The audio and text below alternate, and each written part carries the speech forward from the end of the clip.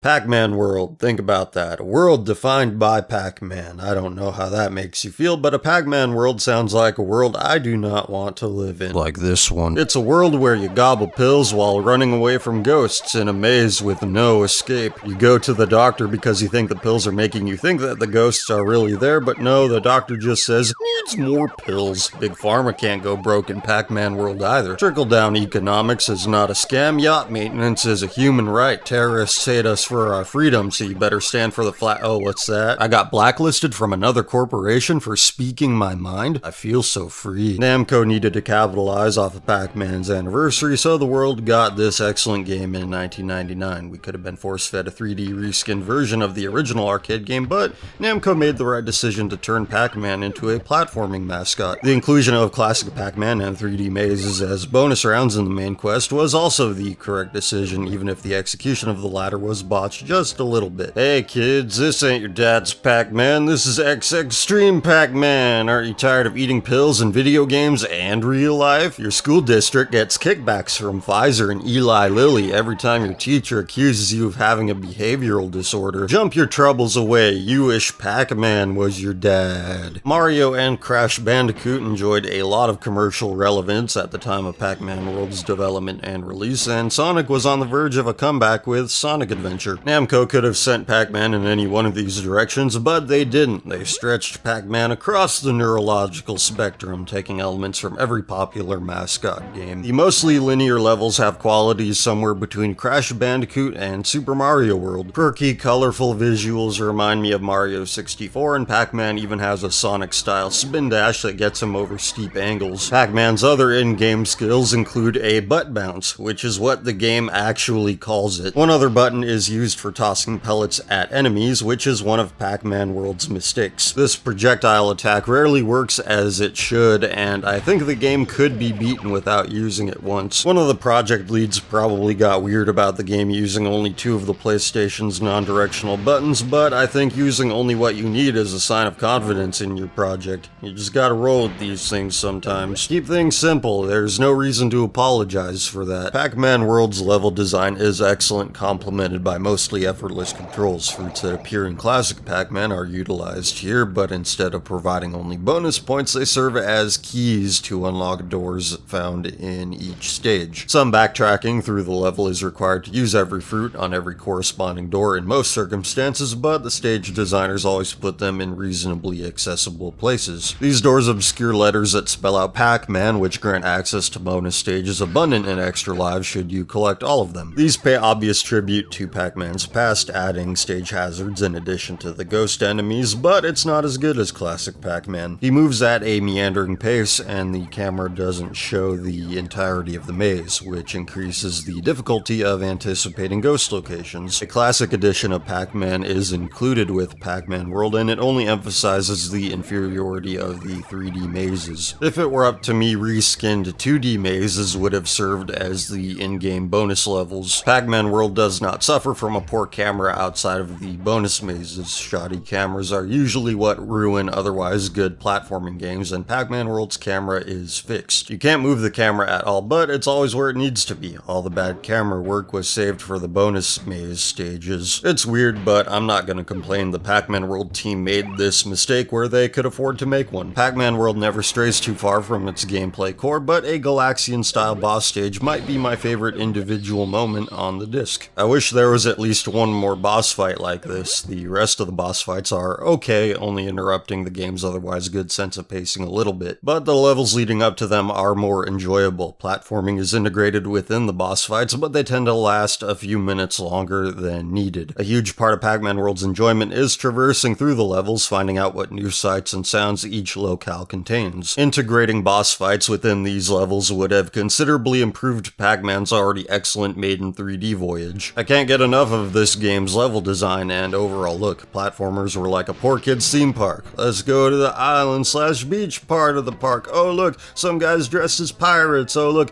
pirate is making an awkward pass at your mom. Whoa, we just got whisked away to space. Now buy me a $15 souvenir collectible cup shaped like a spaceship filled with Dippin' Dots, the ice cream of the future. This is so awesome. I can't imagine why anyone would stay home and play video games instead. instead. Graphics are dated in the usual way, but not to an extent detrimental to playability, as is typical with 5th generation games that gave attempts at 3D imagery. Games from this time which have aged the best almost always had a cartoonish style to them. Spooky graveyard and circus levels are gaming cliches, but Pac-Man World embraces those cliches. These settings aren't original, but they look fun, and I'm not going to complain about that. Pac-Man World takes the platform mechanic to heart, as there are fewer and fewer ground levels to break your fall as the game dives deeper into its duration. Just platforms and bottomless pits that will steal your lives quicker than you can gobble your prescription Adderall. If you need more lives, you do have the option to go to earlier stages in order to collect them, but you do need to run through the overworld to get there. A list of previously completed stages accessible from the pause menu is always a more efficient option, but Pac-Man World does not have such a thing. Pac-Man World also lacks consistent gripping of ledges. This is always a bad thing to have in a platformer, and Pac-Man World has it infrequently. Another control issue I had was swimming, but this was more due to pacing than poor controls. It's easy to make Pac-Man dive and rise, but he does it very slowly. It's not the most fun thing, but there are not too many of these watery moments. It's not a classic raved about or played as frequently as Mario and Sonic games of days gone by, but Pac-Man World is a game that isn't as celebrated relative to its quality. Its visual style is refreshing, its soundtrack is very good, and its platforming is satisfying. There were a few small things that could have been improved to elevate its quality, and these small things leave Pac-Man World a few lengths away from perfection. Some unnecessary features and gameplay hiccups cannot revoke my recommendation of it. And now, an inappropriately shoehorned bit of social commentary. Oh,